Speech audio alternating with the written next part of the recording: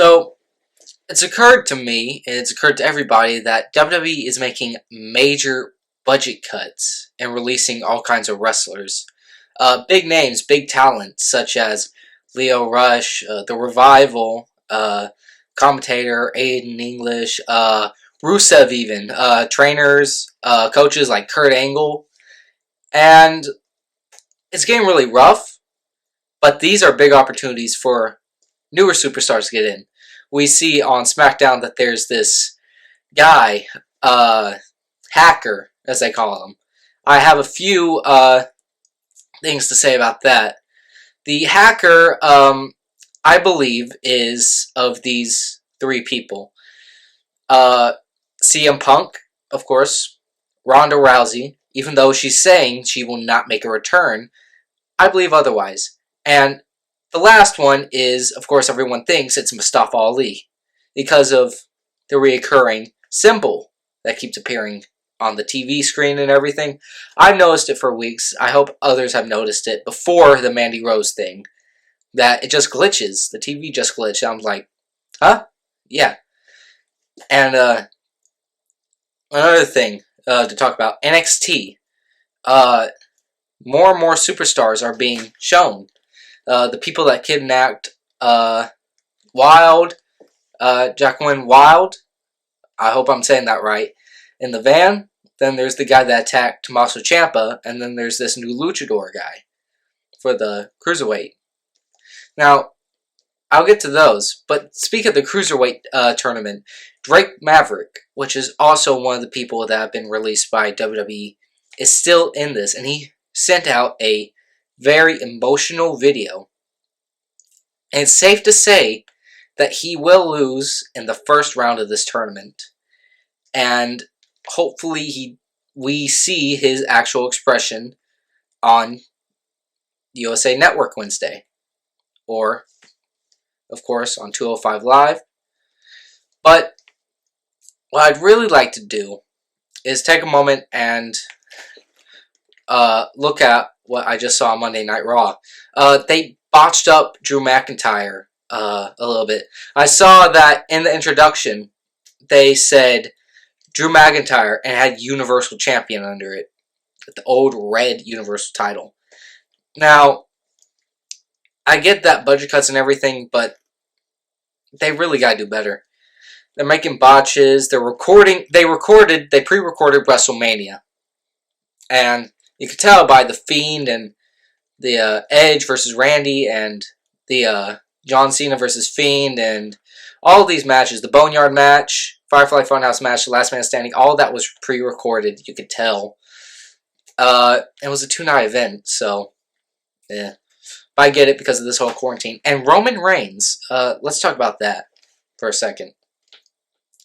Roman Reigns is getting lots and lots of fire shot at him because of all this, him leaving the company for because he had leukemia in the past, and he didn't want to risk it, him having coronavirus as well because of his past stuff. But he's been mentioned a lot that by others that he probably won't be mentioned on WWE for quite a while, and I get that. They're doing the same thing with all these other superstars released and everything, and they're trying to forget past stuff about people, about the superstars. But what I really don't get is why Roman Reigns? Why one of the toughest guys in the business? Because if you remember, Roman was supposed to beat Goldberg at WrestleMania for the Universal title. Instead, it ended up being Braun Strowman versus Goldberg, and Braun Strowman taking that place. Well, even though that Braun won, that's not their plan. Braun is supposed to immediately lose the championship at Money in the Bank to The Fiend. Ugh. Weird. You see, The Fiend wasn't really supposed to lose the title until WrestleMania. And I think that was against Roman Reigns as well.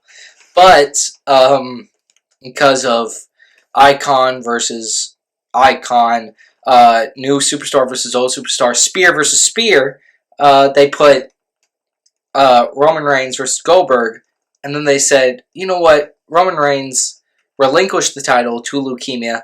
Why not put it on Goldberg, and when we have Roman defeat Goldberg, he gets the title back.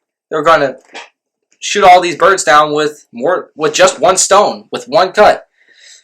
One hit right through. And then it backfired. Roman did not show up to WrestleMania. The Fiend was defeated at Super Showdown, and very easily. I mean, you see him get stomped and hit with chairs and everything. He comes back up like it didn't hurt him. Like old Kane or old Undertaker. But it didn't happen in this match. It took 4 spears and 1 jackhammer and just done. It didn't take that long in the other matches. So, that was obviously not good. Braun Strowman, I love it that he has the title. But this certain way, I know any certain way, I love him having the title. I've waited years for this. Ever since I've seen it, I was like, oh yes, Braun Strowman. But the way he won it at WrestleMania against Goldberg, after the whole story build up with Roman and all this, blah, blah, blah. No. Braun needed a bigger moment. Like, if he finally defeated Brock Lesnar. One of those times where he would have defeated Brock Lesnar. Go back to 2017 and you look at the Braun Strowman versus Brock Lesnar match. That was a perfect time for Braun Strowman to have beaten Brock Lesnar and become the Universal Champion. That would have been great at that time. But they didn't do that.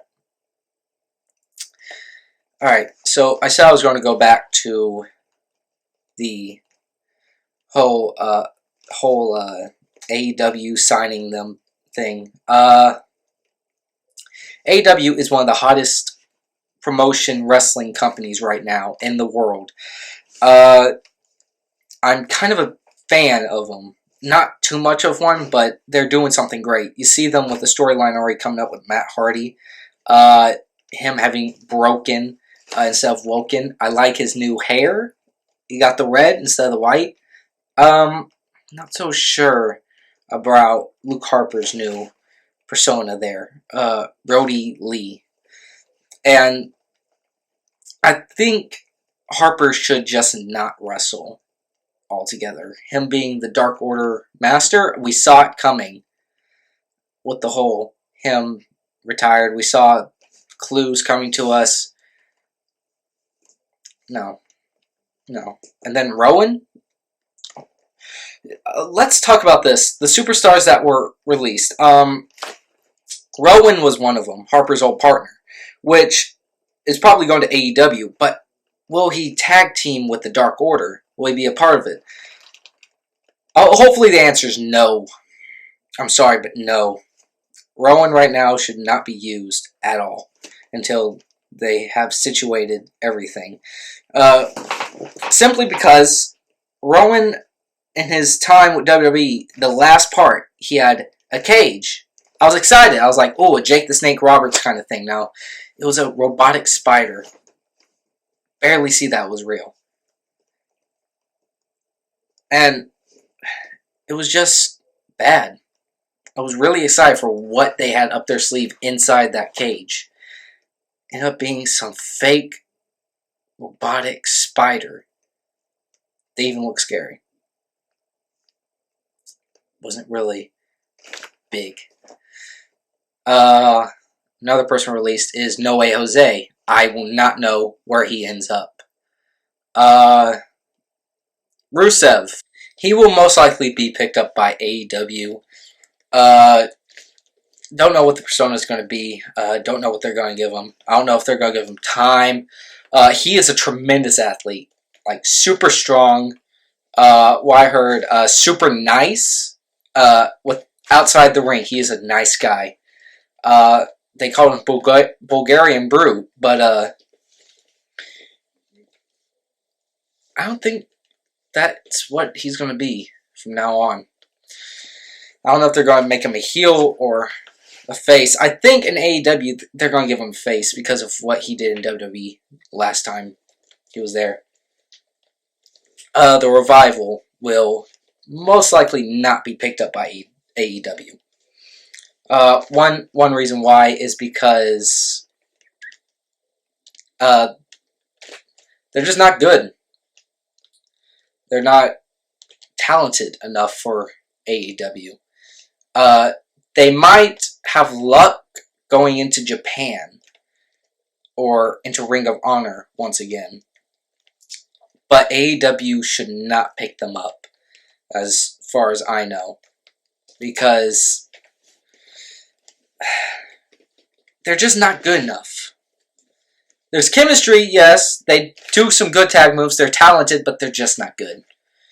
I was a Revival fan at one point, and I've seen Scott Dawson and Dash Wilder since their NXT debuts, single competition. Then they become the Mechanics, and then they became the Revival, NXT Tag Team titles, Raw Tag Team titles, and SmackDown Tag Team titles. Presumably one of the first teams to win all three while still being in the same team. Of course, you got people like Jason Jordan and Chad Gable that won those titles, but they were split up in between.